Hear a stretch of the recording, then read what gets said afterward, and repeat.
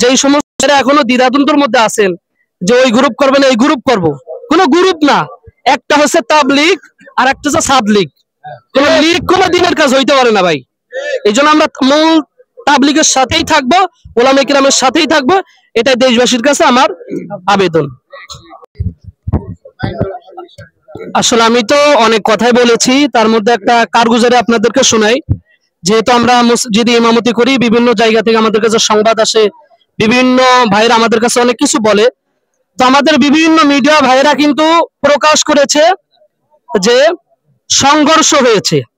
আসলে 24 সালে 17 ডিসেম্বরের রাত্রে যেই ঘটনা ঘটেছে কিন্তু সংঘর্ষ না, সংঘর্ষ বলা হয় দুই পক্ষে মারামারি হয়েছে, এটা কিন্তু হয় নাই।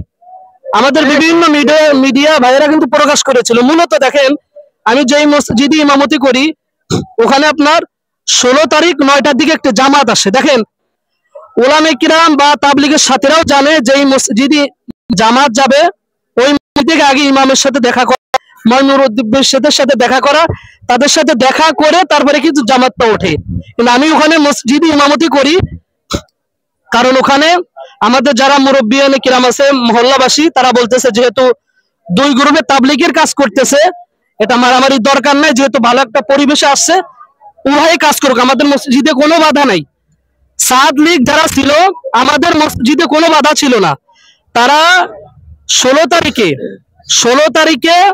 9টার দিকে আমাদের মসজিদে প্রবেশ করেছে। আমি জানি না, যখন জোহরের নামাজে যে দেখলাম যে তারা আসছে, মসজিদ নরসিংদী জেলা থানা জোয়ার এখান থেকে, অর্থাৎ আমার মসজিদ হলো অবধি পৌরসভার ভিতরে।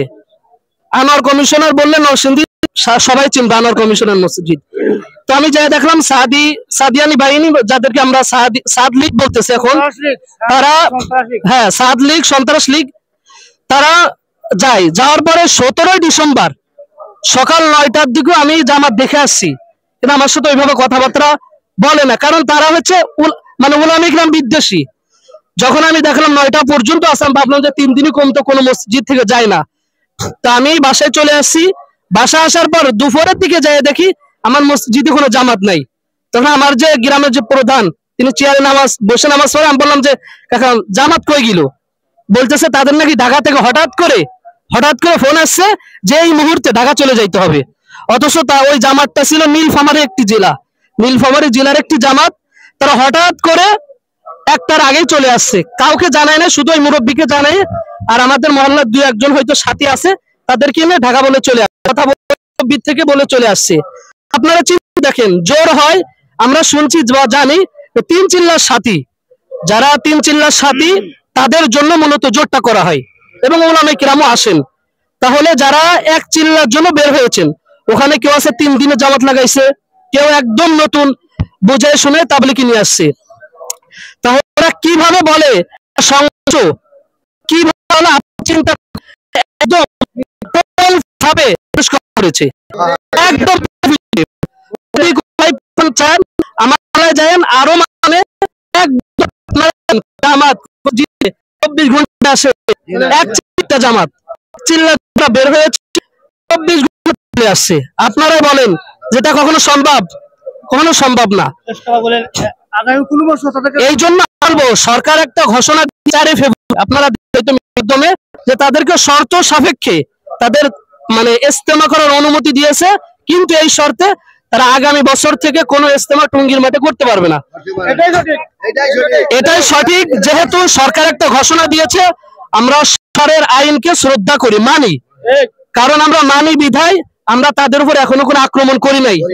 আর একটা বিষয় বলি, আমার মসজিদে কিন্তু তারা উভয় যাইতো, কিন্তু যখন দেখলো যে 17 ডিসেম্বর রাত্রে নাকি 17 তারিখে রাত্রে যে হামলা করেছে, যখন আমার মহল্লাবাসী আমার মোবাইলে, বিভিন্ন মোবাইলের মাধ্যমে, টেলিফোনের মাধ্যমে তারা খবরে দেখতেছে এই অবস্থা, তখন বলতেছে আমরা আজ থেকে এই সাদ লীগকে আর এই মসজিদে ঢুকতে দেবো না কোনো। এই জন্য আমরা সারা বাংলাদেশ থেকে প্রতিবাদ জানাবো, যারা ওলামায়ে কিরামের বিরুদ্ধে বাংলাদেশে দ্বীনের কাজ করতে চায়, এরা কোনো কাজ না, এরা মধ্যে গুমরাহি এবং সন্ত্রাসী, পথভ্রষ্ট এবং মানুষকে সন্ত্রাসী বানাইতে চাই।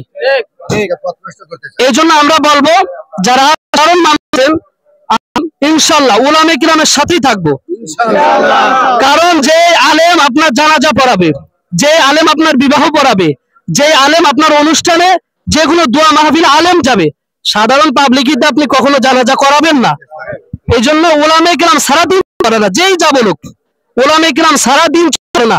যেমন আমি আপনাদেরকে বলি, যারা মুরব্বীরা আছেন, এই যে গতকাল রাত্রেও সন্ধ্যার পরে মাওলানা ইব্রাহিম দেওলা সাহেব বয়ান করেছেন, আপনি বলেন যেই মানুষটা সাদ সাহেবের উস্তাদ, তার বাবার উস্তাদ, যেই ব্যক্তি ছাত্র উস্তাদের কথা মানে না,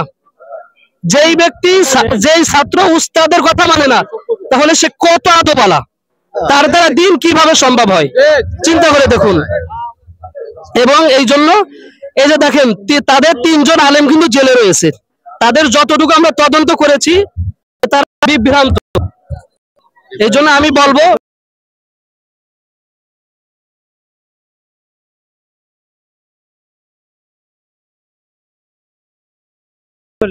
যেই সমস্ত এখনো দ্বিধাদ্বন্দ্বের মধ্যে আছেন যে ওই গ্রুপ করবেন এই গ্রুপ করব, কোনো গ্রুপ না, একটা হচ্ছে তাবলীগ আর একটা হচ্ছে সাদলীগ। কোন লীগ কোন দিনের কাজ হইতে পারে না ভাই।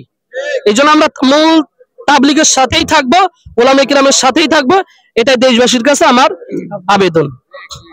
তাবলীগের সাথে কাজ করার ক্ষেত্রে সর্বনিম্ন বলে থাকে যে আলেম ওলামাদের সাল লাগাইতে হবে, আর উম্মি সাধারণ মানুষ মূর্খ মানুষের সর্বনিম্ন 4 মাস সময় লাগাইতে হবে। এই 4 মাস সময় লাগাইয়া কাজটা শিখতে হয়, বুঝতে হয়। আর ভিতরে যে অহংকার বদমিজাজ আছে ওইগুলো ভিতর থেকে বের করতে হয়। আমার তাকব্বরি, আমার রাহাজানি, আমার জমিদারি, আমার আমিরিত্ব, এগুলো যা কিছু আছে বের করতে হয়। এর জন্য আলেম ওলামাদের শাল লাগাইতে হয়। এর জন্য ভাই দোস্ত বুজুর্গ আর সাধারণ মানুষ মূর্খ মানুষকে এর জন্য কি করতে হয়, সর্বনিম্ন 4 মাস সময় লাগাইতে হয়। তো ভাই দোস্ত বুজুর্গ, আমাদের এখান থেকে শত শত জামাত 4 মাসের জন্য, সালের জন্য, 40 দিনের জন্য ইনশাল্লাহ বের হয়েছে। আমরা সবাই এই কাজের সাথে জুড়ে থাকার চেষ্টা করবো। আল্লাহ তাআলা আমাকে আপনাকে সবাইকে আমল করার তৌফিক দান করুন।